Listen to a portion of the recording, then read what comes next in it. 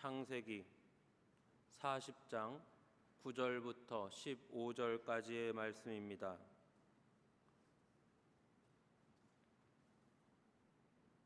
제가 봉독하겠습니다. 술 맡은 관원장이 그의 꿈을 요셉에게 말하여 이르되, 내가 꿈에 보니 내 앞에 포도나무가 있는데 그 앞에 새 가지가 있고 싹이 나서 꽃이 피고 포도송이가 익었고 내 손에 바로의 잔이 있기로 내가 포도를 따서 그 즙을 바로의 잔에 짜서 그 잔을 바로의 손에 들였노라. 요셉이 그에게 이르되, 그 해석은 이러하니 새 가지는 사흘이라. 지금부터 사흘 안에 바로가 당신의 머리를 들고 당신의 전직을 회복시키리니 당신이 그 전에 술 맡은 자가 되었을 때 하던 것 같이 바로의 잔을 그의 손에 드리게 되리이다. 당신이 잘 되시거든 나를 생각하고 내게 은혜를 베풀어서 내 사정을 바로에게 아뢰어 이 집에서 나를 건져 주소서. 나는 히브리 땅에서 끌려온 자요 여기서도 옥에 갇힐 일은 행하지 아니하였나이다. 아멘. 이제 7월이 시작이 되고 비가 많이 옵니다. 장맛비죠. 장맛비가 내리고 이제 한여름이 시작이 됩니다. 여름이라고 하면 빼놓을 수 없는 것 중에 하나가 여름방학인데, 지금의 여름방학을 맞는 학생들을, 자녀들을 보면 괜히 좀 미안한 마음이 듭니다. 한참 뛰어놀기 좋을 때고 열심히 공부할 만한 때고 어떤 비전을 갖고 목표를 갖고 꿈을 갖고 애써야 될 때인데, 지금은 여러 가지 환경이나 상황들이 또 사회적인 이런 흐름이라 그래야 될까요? 분위기라고 해야 될까요?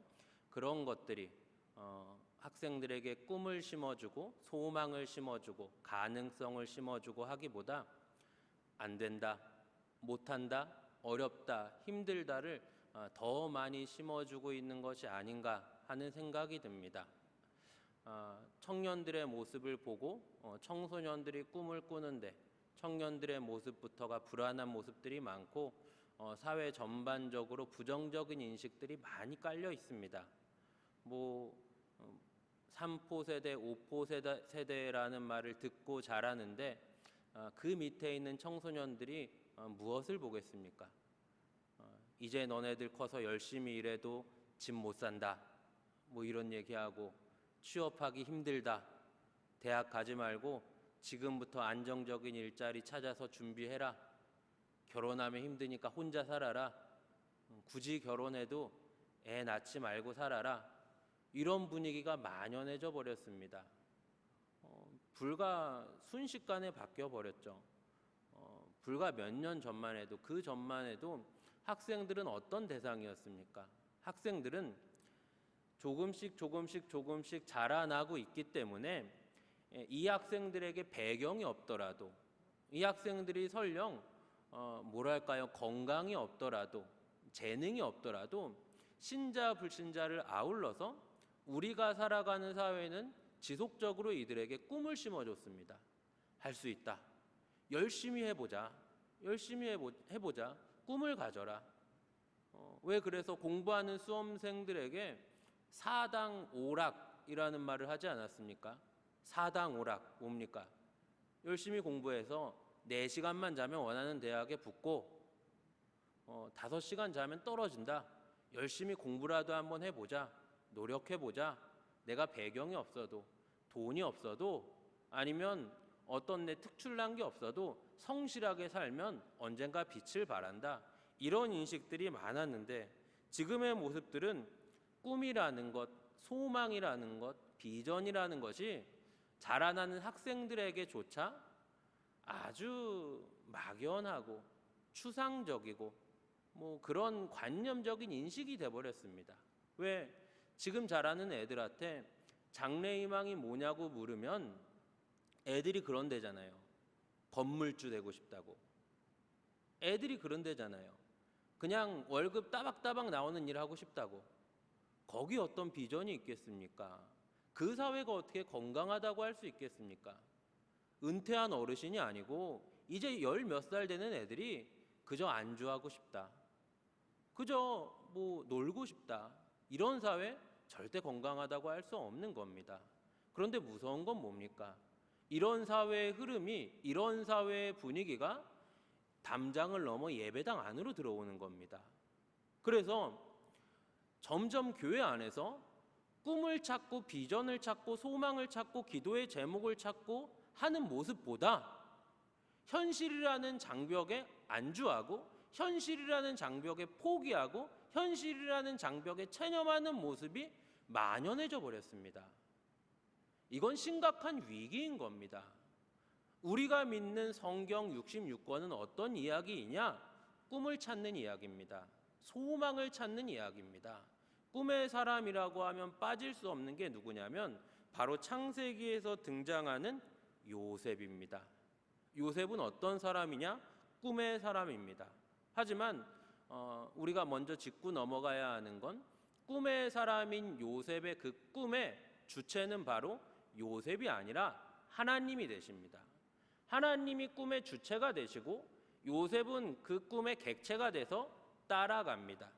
하나님이 꿈을 이루시고 요셉은 그 하나님의 일에 쓰임을 받게 됩니다. 어린 시절에 요셉이 꿈을 꿉니다. 그런데 철부지 요셉, 형들이 많고 거의 막내뻘 되는 요셉은 아버지 사랑을 많이 받은 철없는 아들이었습니다. 그 요셉이 어린 시절에 꿈을 꿨을 때 그 꿈이 하나님이 자신을 애굽에서 총리로 들어서 사용하시고 아니면 그 정도는 아니더라도 좀 고난이 있지만 나중에는 특별한 일에 쓰실 거다, 그렇게 생각하지는 않았을 겁니다. 요셉은 자기가 꾼 꿈의 의미를 몰랐을 겁니다. 왜 몰랐냐면 생각해 보시면 간단합니다. 이복 형들이 위로 줄줄이 있고 이제 거의 막내쯤 되는 요셉이 있습니다. 아버지는 요셉을 총애하고 또 요셉에게 잘해줍니다. 어느 날 요셉이 꿈을 꿉니다. 꿈에서 보니까 정확히는 모르겠는데 왠지 아버지랑 형들인 것처럼 보이는 곡식단이 나에게 절을 하더라. 하늘의 해와 달과 11별이 나에게 절을 하더라. 형, 내가 이런 꿈을 꿨는데 이거 보니까 나중에 아버지랑 형들이 나한테 절할 것 같아. 이런 얘기를 하고 다닙니다. 이 꿈의 의미를 알았으면 이런 얘기를 안 했을 겁니다. 몰래 가슴에 품고 있었겠죠. 슬며시 아버지한테만 말씀드렸겠죠. 그런데 철없는 요셉은 그 의미를 모릅니다. 아버지가 색동옷, 좋은 옷을 형들에게도 안 입히는 옷을 요셉에게 입혀줍니다. 요셉이 뭐랄까요, 눈치가 빠르고 형들을 보면서 좀 이렇게 처세를 하려고 했으면 어떻게 해야 됩니까? 그 옷을 안 입고 다녀야 됩니다. 아니면 속으로 입어야죠. 겉에 가디건 같은 걸 하나 더 걸쳐야죠. 근데 그걸 또 자랑하고 다닙니다. 형들 이거 봐라, 나 아빠가 색동옷 사줬다. 그리고 또 더 어리숙한 요셉의 모습은 뭡니까? 형들이 사고치고 말썽 부리면 쪼르르 아버지한테 달려가서 이릅니다. 아버지 담배 두 까치 피지 않아요? 그거 첫째 형이랑 둘째 형이랑 밥 먹고 나서 담배 폈어요. 쪼르르 달려가서 이릅니다. 그런 요셉을 형들이 벼르고 있다가 어느 날 아버지 없을 때 두드려 패서 외국으로 노예로 팔아버립니다. 그리고 나서 요셉은 정말 힘겨운 시간을 보냈을 겁니다. 부족장 아들로 사랑받으면서 귀하게 크다가 외국에 가서 노예 생활을 하는 겁니다. 지금으로 말하면 외국인 노동자만 하겠습니까? 더 못했겠죠.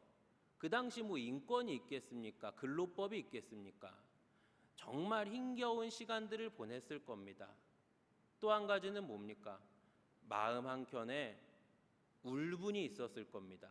낮에는 고되게 일해도 형들에게 당했던 일을 생각하면서 긴 시간을, 짧지 않은 시간을 잠 못 들면서 보냈을 겁니다. 그런 요셉에게 점점점 하나님의 손길이 느껴집니다. 보디발의 집에서 열심히 일을 하는데, 성실히 일을 하는데 하나님이 요셉을 가정 총무로 삼으십니다. 이게 하나님의 은혜가 되고 하나님의 형통케 하시는 복이 됩니다. 조금 아이러니하죠. 노예로 팔려왔는데. 그런데 여기서 생각해 볼 수 있는 게 또 여러 가지 있는데 단시간에 가정의 총무가 되지는 않았을 겁니다. 어느 정도 기간을 그 성실함을 인정을 받았을 겁니다. 하지만 저는 이것도 은혜라고 생각합니다. 이렇게 어려운 일을 당하고 서러운 일을 당했는데 요셉의 입장에서 부잣집에서 사랑받는 아들로 크다가 노예 생활을 하는데 성실하게 인정받으면서 성실하게 인정받을 정도로 오랜 시간 묵묵하게 자기 역할을 수행할 수 있을까? 포기하고 절망하고 인생을 그만 포기해 버리는 가능성이 더 많죠. 그런데 하나님이 요셉에게 먼저는 어떤 은혜를 주시냐? 견디게 하시는 은혜를 주십니다. 서러움을 견디게 하십니다. 외로움을 견디게 하십니다. 그 아픔을 견디게 하십니다. 여러 가지 과정과 상황 속에 하나님이 은혜를 주십니다.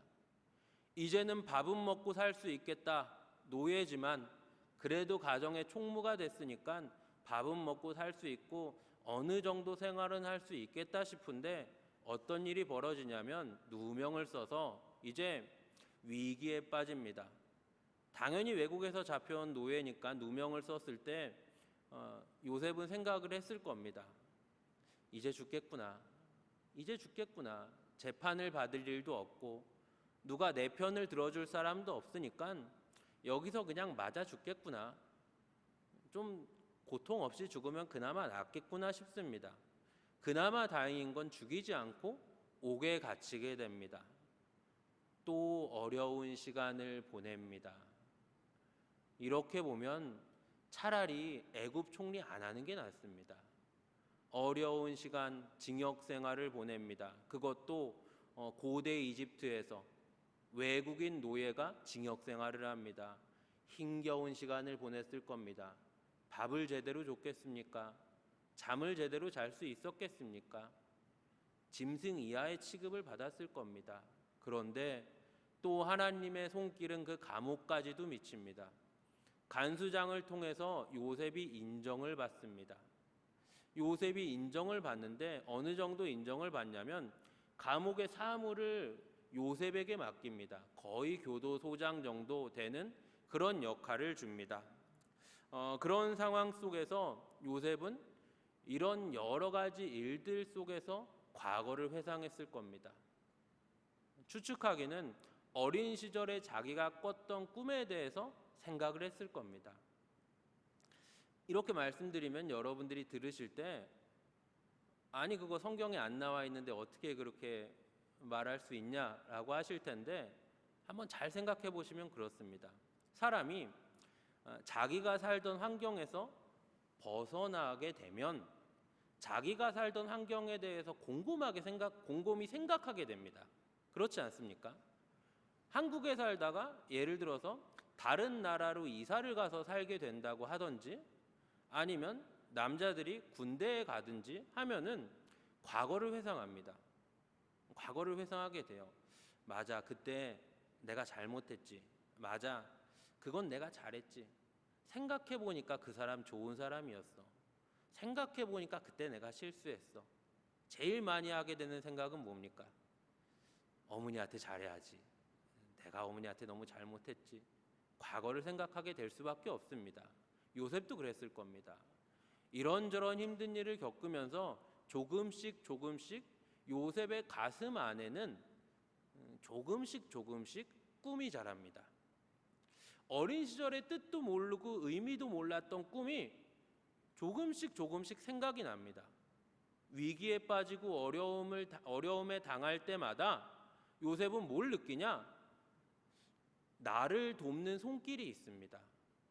그 어떤 존재가 나를 돕는 손길이 있습니다.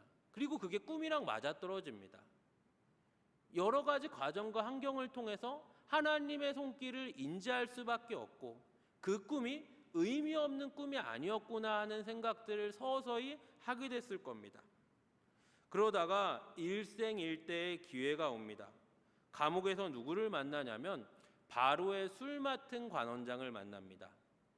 바로 애굽의 왕을 통상적으로 바로라고 부릅니다. 그래서 성경에 바로가 많은데 애굽의 왕을 이제 만나서 애굽의 왕의 술 맡은 관원장을 만납니다. 많이 들으셨겠지만 술 맡은 관원장은 그 당시에 상당히 고위직일 겁니다. 왜 고위직이냐? 고대 이집트의 왕입니다.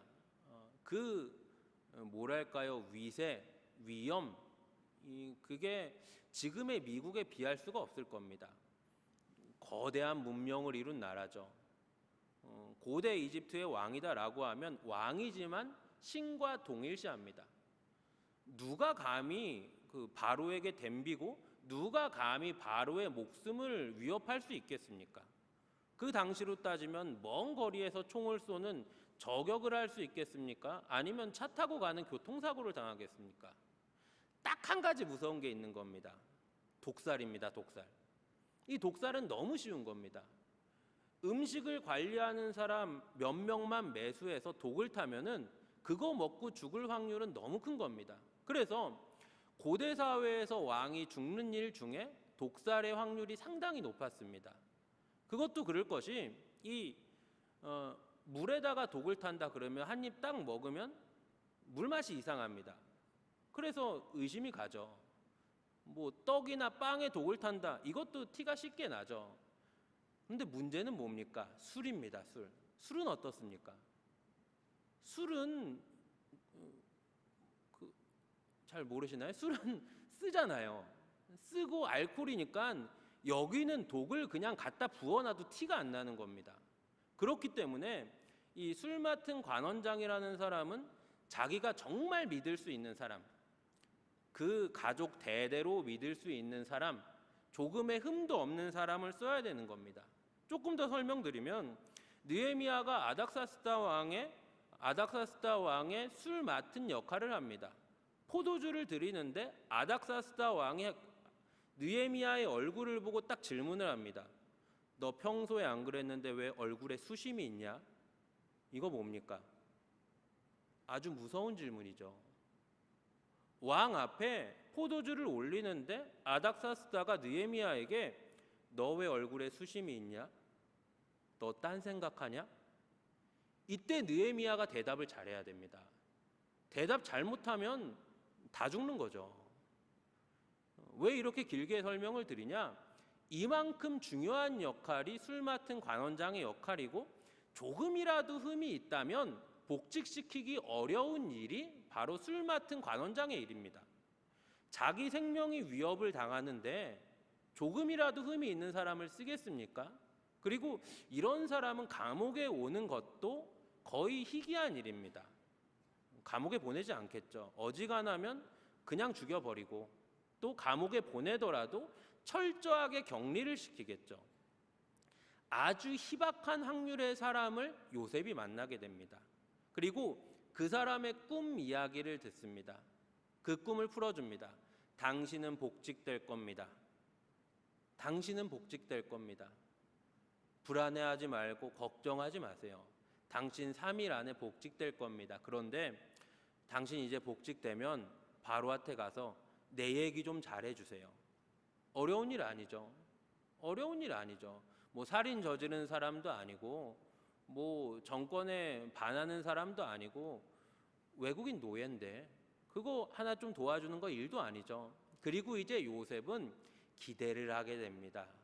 어떻게 생각해 보면 형들한테 두드려 맞고 노예로 팔려와서 이제 뭐랄까요, 요셉은 그래도 좀 편안한 잠을 잘 수 있었을 겁니다. 오랜 시간 고난을 당했지만 가만히 생각해 보시면 지금 누명 쓰고 감옥살이 하는 것만큼 억울한 일도 없었을 겁니다. 그런데 귀인을 만난 겁니다. 가능성이 보이는 겁니다. 추측하기는 요셉은 기대하는 마음으로, 설레이는 마음으로 잠자리에 들었을 겁니다. 그런데 오늘 본문의 이야기 조금 뒤쪽을 보시면 23절에 어떻게 나왔냐면 술 맡은 관원장은 잘 복직이 됐지만 요셉의 이야기를 그저 잊어버립니다. 정말 애석하게 짝이 없는 이야기입니다. 이 이야기 누구의 이야기냐? 바로 우리의 이야기입니다. 죄와 사망에 빠져 있는 인생들에게 우리 하나님이 일방적으로 다가오셔서 꿈을 주십니다. 하나님의 나라, 천국, 영생, 구원이라는 꿈을 주십니다. 그 꿈을 예수 처음 믿고 딱 들었을 때 하나님의 자녀라고 하는데, 십자가 사랑으로 구원받았다고 하는데, 우리는 그 꿈을 알지를 못합니다. 그 소망을 제대로 바라보지를 못합니다. 그 하나님의 나라가 가늠이 안 됩니다. 그런데 하나님은 우리에게 주신 일생을 통해서, 일생의 한 걸음 한 걸음 한 걸음 한 걸음을 통해서 무엇을 보게 하시냐? 그 꿈을 보게 하십니다. 하나님의 나라, 천국, 영광, 부활, 그게 무엇인지, 그 영광이 무엇인지 조금씩 조금씩 우리에게 깨닫게 하십니다. 그리고 결국은 어떻게 하십니까? 결국은 영광되게 높이십니다. 예수가 십자가에서 죽으시고 끝이 아니라 부활하셔서 죄와 사망의 권세를 밟아 이기신 것처럼, 어려움과 고난과 서러움 시기를 지나 요셉이 영광스럽게 높여진 것처럼 우리를 그렇게 영광되게 높이십니다. 세상은 어렵다, 힘들다, 불가능하다를 말합니다. 안 된다, 못한다, 지속적으로 말하고 있는 일상을 삽니다. 그러나 예수의 생명으로 구원 얻은 성도는 이런 상황과 환경 속에서 다른 말을 할 수 있어야 됩니다. 성도의 말은 믿지 않는 자들과 달라야 됩니다. 좀 더 넉넉한 아량을 갖고 계셔야 되고, 여유를 갖고 계셔야 되고, 우리 안에 승리와 영광과 구원을 갖고 살아가셔야 됩니다. 하지만 대단히 안타까운 건 이 세상의 뭐랄까요, 대세라고 해야 될까요? 흐름이라고 해야 될까요? 여기에 세상 사람들이 막 안 된다, 힘들다, 못한다, 막 이런 이야기를 막 하고 하니까 믿는 사람들이 중심을 잡고 하나님의 말씀을 붙들고 천국을 바라보고 정말 성도답게, 교회답게, 그리스도인답게 서 있어야 되는데 거기에 따라가는 겁니다. 거기에 흘러가는 겁니다. 믿는 자의 말이 안 믿는 자의 말과 차이가 없습니다. 위기를 만났을 때 대처하는 모습이 성도의 모습에서 다름이 없습니다. 갈등하고 고민할 때 신자다운 모습이, 감정이 상하고 기분이 나쁠 때 성도다운 아량이 보이지가 않는 겁니다. 그러면 안 됩니다. 사랑하는 여러분, 우리가 믿는 기독교 신앙은 꿈입니다. 천국을 꿈꾸고 하나님의 나라를 꿈꿉니다. 그런데 이 꿈은 이상입니까? 현실입니까? 현실입니다. 하나님의 나라는, 하나님의 말씀은, 십자가의 복음은 철저하게 현실이 됩니다. 우리가 기도하고 바라는 소망은 이상입니까? 현실입니까? 현실입니다. 우리가 있는 이 자리에서 하나님이 일을 하시는 철저한 현실이 됩니다. 우리의 바람, 우리의 소망, 우리의 시선 어디에 있습니까? 현실을 바라보고 있습니다. 믿는 사람들이 꿈이라고 하면, 비전이라고 하면 대단히 막연하고 추상적으로 생각하시는데 그게 아닌 겁니다. 하나님은 언제나 현실에 일을 하셨고, 하나님은 언제나 우리 현실에 다가오셨고, 하나님은 언제나 현실 속에 능력과 이적과 기사를 베푸셨습니다. 지금을 살아가는 성도, 장차 망할 세상, 장망성과 같은 세상 앞에서 흔들리는 것이 아니라 꿈을 꿀 수 있어야 됩니다. 한국교회 부흥의 시작은 무엇입니까? 꿈을 꿨습니다. 어떤 꿈을 꿨습니까? 하나님의 꿈을 꿨습니다. 대한민국이라는 나라가 혼란스럽고 어지럽고 가난하고 싸우고 갈등하고 어떻게 보면 정말 부족한 모습, 죄된 모습 많이 있지만 한국교회가 부흥할 때는 꿈을 꿨습니다. 하나님의 꿈을 꿨습니다. 하나님이 능력 주시면 교회가 부흥할 수 있다. 하나님이 능력 주시면 가정이 회복될 수 있다. 하나님이 기적을 베푸시면 우리 가정에, 내 앞길에 하나님의 도우심이 풍성하게 일어날 수 있다. 시작은 무엇이었습니까? 꿈을 꿨습니다. 그 꿈은 어떻게 나타났습니까? 기적으로 나타났습니다. 현실로 나타났습니다. 경제의 번영이 일어났고 교회의 부흥이 일어났고 가정의 회복이 일어났습니다. 이 역사의 시작은 꿈에 있었습니다. 성도 여러분, 어떤 꿈을 꾸십니까? 하나님의 나라를 꿈꾸셔야 됩니다. 기도의 응답을 꿈꾸셔야 됩니다. 천국을 꿈꾸셔야 됩니다.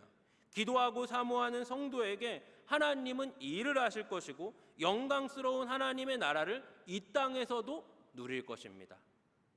오늘 우리가 말씀드린 갈렙은 어떤 사람이었습니까? 환경을 바라봤습니까? 내 자신의 약함을 바라봤습니까? 하나님의 약속을 바라봤습니다. 하나님의 약속을 바라볼 때 그것이 꿈이 됐습니다. 그 꿈은 갈렙으로 하여금 위대하게 했습니다. 그 꿈은 갈렙으로 하여금 존경받게 했습니다. 그 꿈은 갈렙으로 하여금 하나님 앞에 쓰임받게 했습니다. 우리 하나님은 그렇게 이 일을 하셨습니다. 2000년 전에 이 땅에 오신 예수께서는 언제나 하나님의 나라를 꿈꾸셨습니다. 성육신을 하셔서 이 땅에 내려오십니다. 주변에 제자들을 두시고 많은 사람들을 모아두시고 세상에서 볼 때, 모르는 사람들이 볼 때, 아니 모든 사람들이 예수님을 볼 때 어떻게 보였겠습니까? 이상주의자처럼 보였을 겁니다. 이상주의자. 세상에 없는 나라를 말합니다. 이상주의자처럼 보였을 겁니다. 그러나 우리 예수님은 철저하게 현실을 말씀하셨습니다. 하나님의 나라를 말씀하셨습니다. 제자들을 비롯한 모든 사람들은 알아듣지를 못했습니다. 하나님의 나라가 있다. 하나님의 나라는 어떤 곳이다. 하나님의 나라가 임할 것이다. 너희가 하나님의 나라를 살아야 한다. 하나님의 나라를 지속적으로 말씀하셨습니다.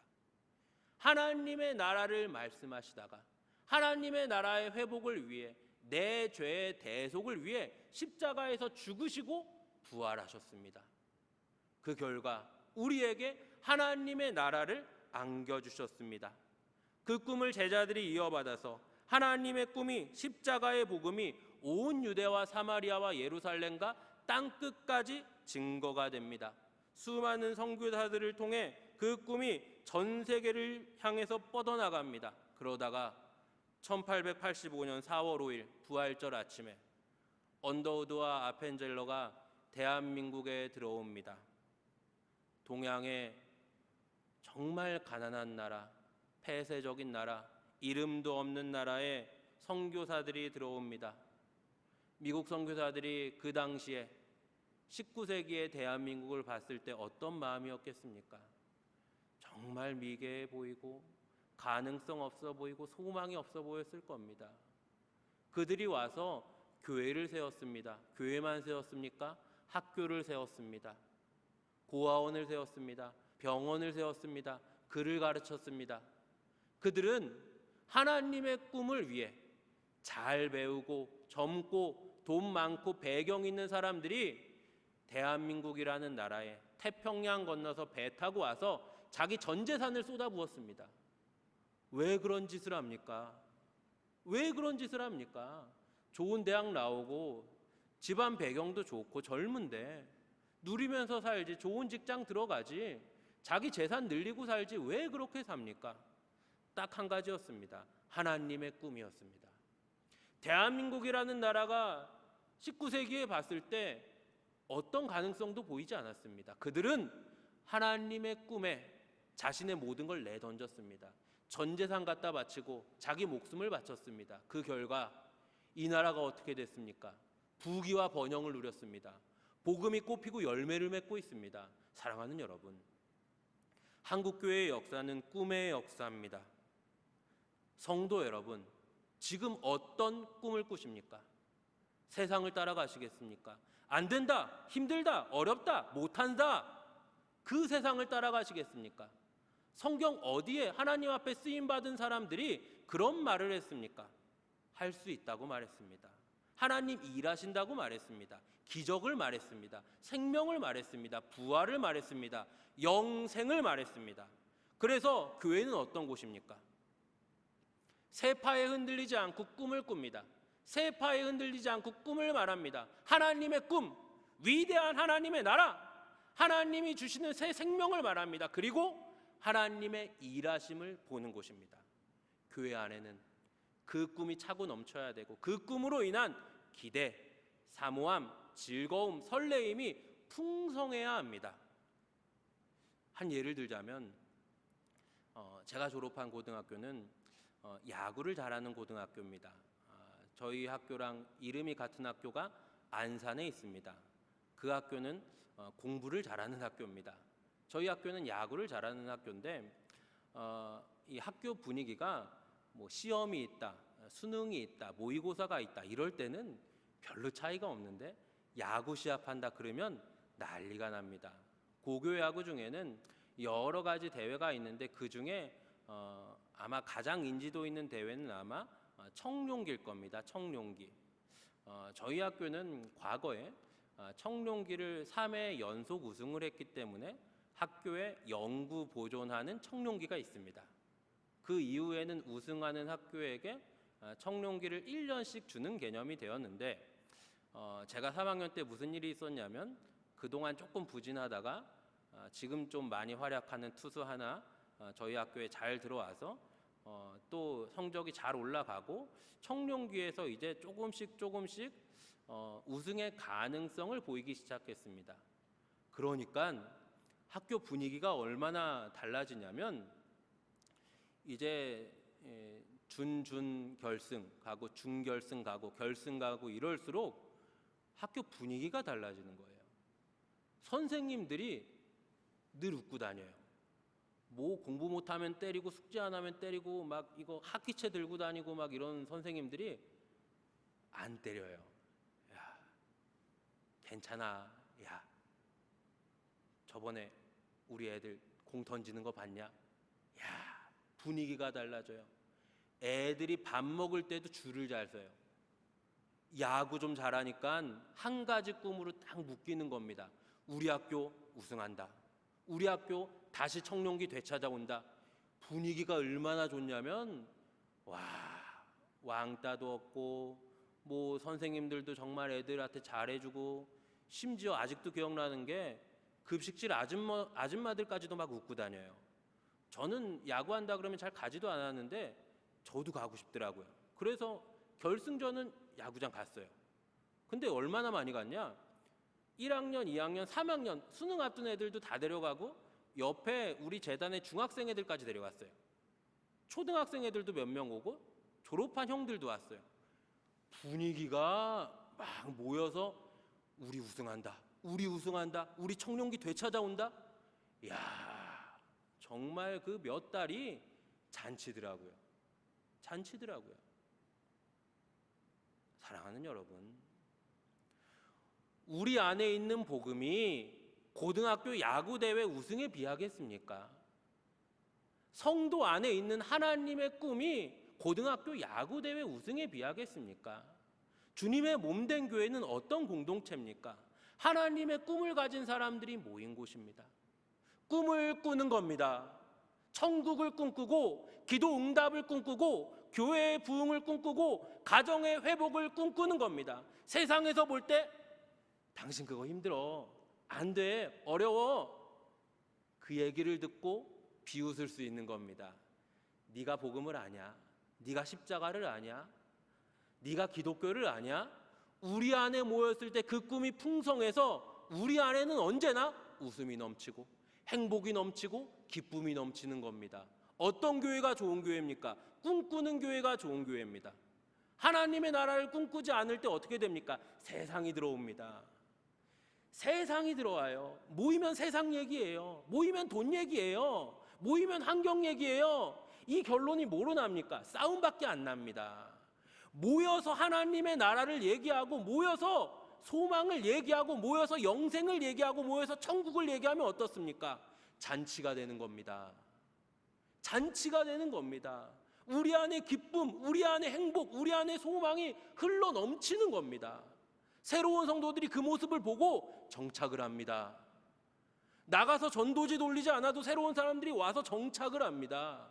우리 안에서 그 복음의 기쁨이 풍만해야 꿈을 꿀 수 있는 겁니다. 사랑하는 성도 여러분, 하루하루의 일상에서 어떤 꿈을 꾸십니까? 하나님의 꿈을 꾸십시오. 예수를 처음 믿을 때 잘 알지 못했지만 조금씩 알 것 같다. 지금까지 도우시고 일하셨던 하나님의 꿈을 내가 꾸십시오. 기도의 제목 응답을 꿈꾸십시오. 가정의 회복을 꿈꾸십시오. 교회의 부흥을 꿈꾸십시오. 여러 가지 바람과 응답을 꿈꾸십시오. 하나님의 꿈을 갖고 웃으시고, 하나님의 꿈을 갖고 견디시고, 하나님의 꿈을 갖고 살아가시는 여러분들이 되시기를 간절히 바랍니다.